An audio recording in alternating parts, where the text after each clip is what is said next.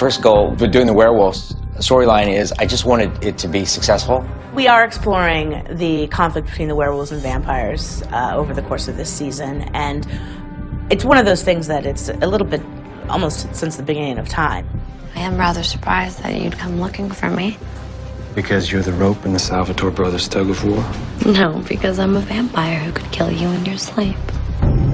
By virtue of being damned to the night, these two completely different creatures battle it out. I'm gonna put some silver in a Mason Lockwood and prove he's a werewolf.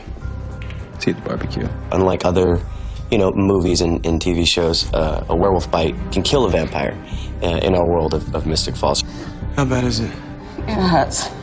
Werewolves have a perceived advantage. However, vampires can turn people at will and create more vampires, whereas with the werewolves it's a little more difficult because it's a bloodline. So if the vampires aren't happy with the werewolves, they can sort of set out to eliminate those bloodlines and make the werewolves extinct. Vampires, according to our mythology, wiped out werewolves, and you can see why. I mean, it would be like wiping out a disease. Caroline. You just stood there when they were going to kill us? I'm sorry. No, it's too late. Because we're not friends anymore. Take that back to your little werewolf pack and you get the hell out of my house. It's a cultural war of two people that are basically just not destined to be on the same team. And that's why it's been fun to explore Caroline and Tyler's relationship, because really there's so much working against them. It's very much Romeo and Juliet in that way. The thing that works so well is the chemistry between Caroline and Tyler, between Candace and Michael Trevino. By putting her there and making sort of such an emotional little storyline between friendship or budding love or an attraction or whatever it was they have at that moment, I knew the scene was going to work. Tell me what triggers a curse. You have to kill somebody. Human blood. You take another person's life away from them, then the curse is yours forever. To activate the werewolf curse, you have to have the werewolf gene that's passed down from, parent to child to grandchild, etc. You can live your whole life and never have any clue that you are carrying this gene. Tyler, look out!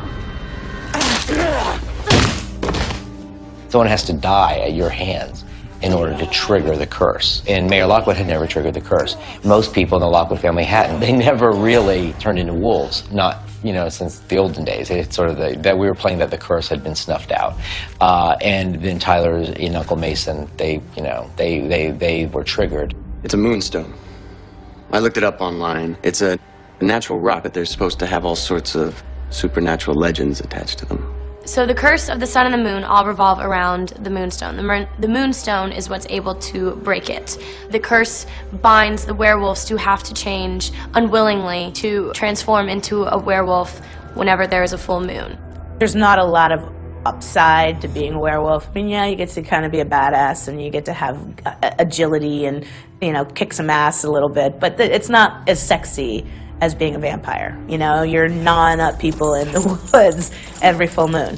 So any werewolf with any kind of humanity is sort of going to want to figure out a way to not be controlled by the full moon. The first couple of years of being a werewolf is torturous. And I just wanted to make sure that Tyler Lockwood had a reason to truly not want to do it again. In order for it to be broken, there is a lot more at stake. There is a giant sacrifice that needs to be taken place.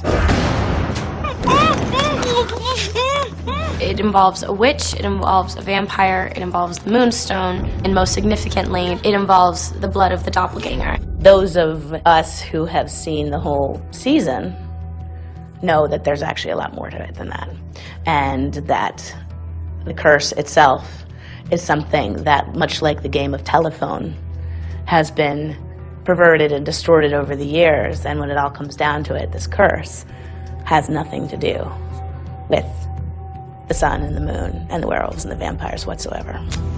I'm so proud of this show. I'm proud of all the people that work so hard on it. Everyone loves what they do. They love being a part of something, and they have a family unit down in Atlanta, and that's why it's so magical for me. Sex, Viras, Magis, Jamisa.